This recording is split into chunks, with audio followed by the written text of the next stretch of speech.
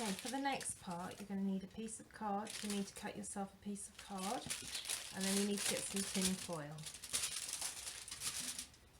Take a piece of tin foil and cut it bigger so it's larger than the piece of card. You then fold the tin foil and you want it to be the not shiny side up. The not shiny side up. You need to place this neatly onto the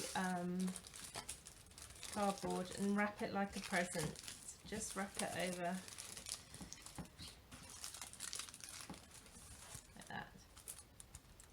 So that's how it should be. So you see how I folded it? Just fold it neatly and try not to touch this too much with your hands. Okay? The next stage is we're going to draw a mandala that we've done here. We're going to draw this onto here, and we're going to try and keep it quite freehand. That's why it was important for you to just practice freehand when you were drawing, not to always rely on the ruler and on the circles.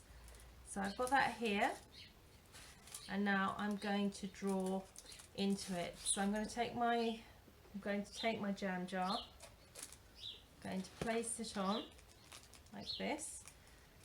I'm going to draw around. Now the thing you have is really important, is that the tin foil will break if you scratch too hard. So you've got to be really careful, like this. As you can see, I did one before. You can see there's a little hole where I've scratched too much. So there, I've drawn around the first circle. Now what I'm going to do is I'm just going to draw straight onto it. I'm not going to put another circle in. So I'm going to sort of guess where the middle is. I'm going to look at the one. I'm going to look at the one I did before, and I'm going to work into it. Now what's really important is you really colour in with the just do one and then I'll show you. Is you really push. You see I'm really pushing in with this. You almost fill in with the biro the shapes that you create. Just going to put some more on, and I'm looking at the one I did, which I worked out. So I'm going to look at that for ideas. Okay, and I'm going to do some nice little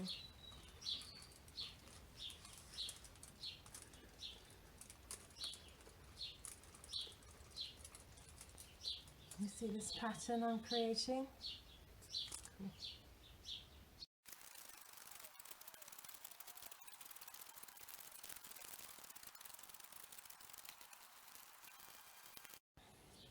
Okay, now that you've got this and you've really made it, you've embossed it, you've really pushed in, so can you see how I've really scratched into it, but I have broken it in places, so that shows how careful you've got to be. I'm then going to take some felt tips. I'm going to choose the colours that I had that were on the mandala, like blue, red, green and yellow. And I'm going to apply colour into the bits that are all indented. So a bit on here.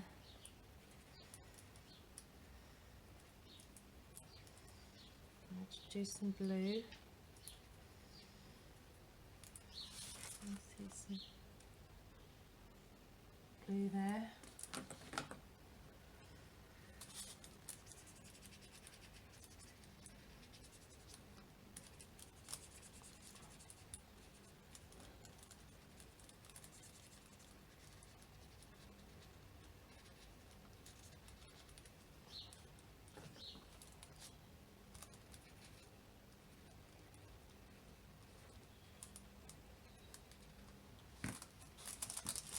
Right, so I've just put some yellow on.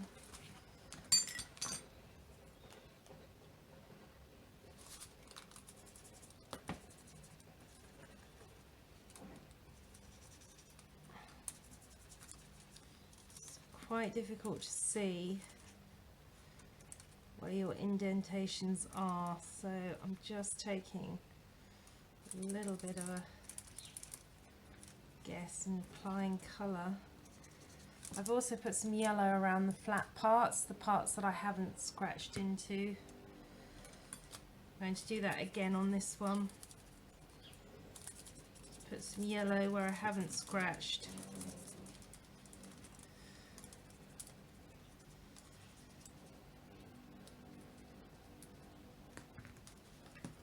Let's go back to this.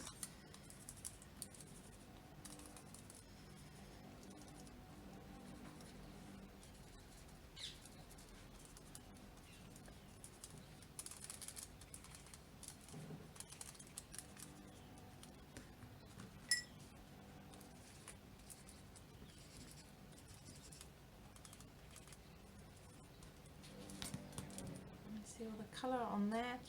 I'm going to take a piece of paper and a damp sponge, so it must be damp, it must not be soaking wet. It should be like if you squeeze it, there isn't any water there shouldn't be any water coming out of it.